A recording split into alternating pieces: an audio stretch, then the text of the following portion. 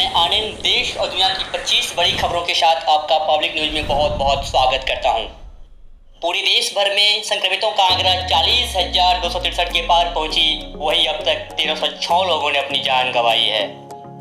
केंद्रीय स्वास्थ्य और परिवार कल्याण मंत्रालय की ओर से जारी आंकड़ों के मुताबिक पिछले 24 घंटों में 2,487 नए मामले सामने आए हैं, जिसमें 83 लोगों की मौत हुई है, जो अब तक एक दिन में सर्वाधिक मौत का आंकड़ा है। भारतीय स्वास्थ्य विभाग ने 10,887 लोगों को स्वस्थ करके वापस उन्हें अपने घर भेजा है। वहीं महाराष्ट्र में बढ़ रहे तेजी से संक्रमणों का आंकड़ा थमने का नाम नहीं ले रहा है। यहाँ पिछले 24 घंटे में 678 लोग के नए एक्टिव रिपोर्ट आए हैं और 27 लोगों की मौत हुई है। राज्य में कुल मामलों की संख्या 12,974 के पार पहुंच चुकी है और अब तक 548 लोगों ने अपनी जान गंवाई है। वहीं बिहार में धीरे धीरे ही सही लेकिन संक्रमितों का आंकड़ा बहुत तेजी से बढ़ रहा है। बिहार में पिछले 24 घंटे में 13 नए मामले आए हैं। यहाँ पर कुल संख्या 516 हो चुकी है। वहीं गुजरात में पिछले 24 घंटे में कोरोना के 374 नए मामले सामने आए हैं। राज्य में कुल केस 5,428 अब तक हो चुके हैं और 290 लोगों ने अपनी जान यहाँ पर गंवाई है। पूरे देश के साथ साथ राजस्थान का भी बहुत बुरा हाल है। राजस्थान में पिछले 24 घंटों में 115 नए मामले सामने आए हैं और 3 लोगों की मौत हो गई है। इस राज्य में कुल संक्रमित का आंकड़ा 2,886 हो गई है। अब तक यहाँ पर 71 लोगों ने अपनी जान इस संक्रमण से गंवाई है। वहीं पिछले 24 घंटे में झारखंड से काफी अच्छी खबर आई है। यहाँ पिछले 24 घंटों में एक भी संक्रमण मामला यहाँ से नहीं आया है। बता दें कि यहाँ पर कुल मरीजों की संख्या 115 है और 27 मरीज झारखंड से अभी तक ठीक हो चुके हैं। वहीं गृह मंत्रालय की ओर से बढ़ाए गए लॉकडाउन में लोगों की मूवमेंट को लेकर आज स्थिति स्पष्ट की गई है। मंत्रालय का यह कहना है कि काम की वजह से दूसरी जगहों पर सामान्य रूप से रह रहे लोगों को मूवमेंट की अनुमति नहीं है। केवल दिक्कत में फंसे लोगों को ही मूवमेंट की अनुमति दी गई है। देश भर में लागू लॉकडाउन के कारण दूसरे राज्यों में फंसे मजदूरों को उनके गृह राज्य पहुंचाने का काम शुरू हो चुका है। 1 मई अर्थात मजदूर दिवस के मौके पर रेल मंत्रालय द्वारा स्पेशल श्रमिक ट्रेन शुरू की गई थी। सरकार अब इन्हीं रास्तों से दूसरे शहरों में फंसे छात्रों, पर्यटकों एवं अन्य लोगों को भी उनके घर तक पहुंचाएगी।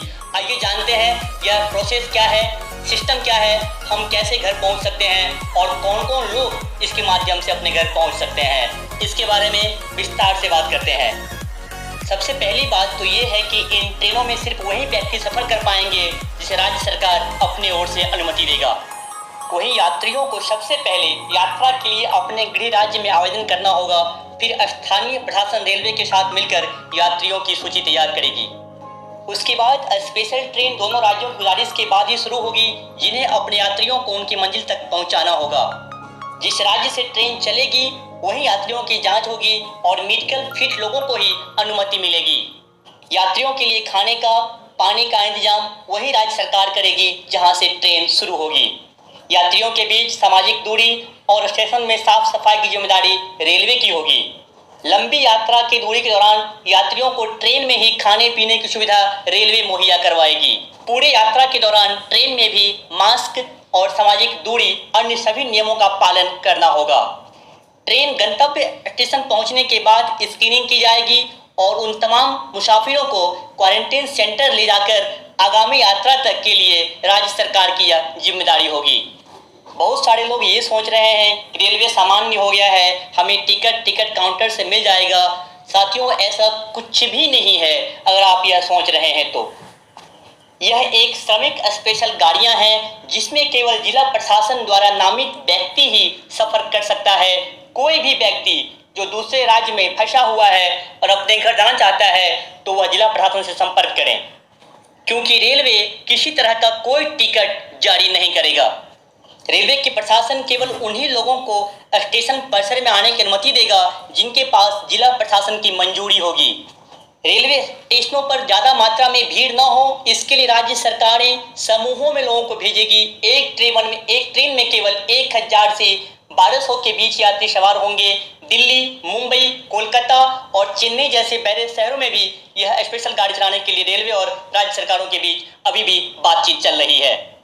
ट्रेन में सवार होने से पहले सभी लोगों की मेडिकल जांच होगी और उन्हें सर्टिफिकेट दिया जाएगा। हो सकता है कि उनके हाथ पर पक्की स्टंप भी रेलवे में लगाए। लंबी दूरी की ट्रेनों के लिए एक वक्त का खाना भी रेलवे की ओर से मुहैया कराया जाएगा। गाड़ी में सवार सभी लोगों को मास्क लगाना बेहद जरूरी होगा।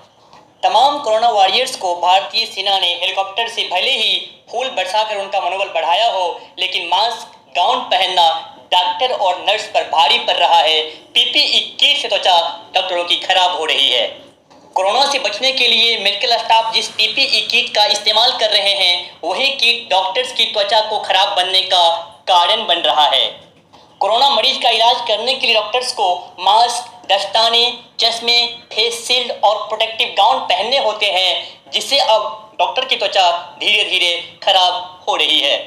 अगर बात पूरी दुनिया की करें तो कुल मिलाकर 34,02,034 संक्रमित कोरोना के अब तक पूरी दुनिया में हो चुके हैं। अभी के लिए इतना ही। देश दुनिया की तमाम खबरों को देखते रहिए पब्लिक न्यूज। आपका बहुत बहुत धन्यवाद। साथ ही अपना बहुत बहुत ख्याल रखें।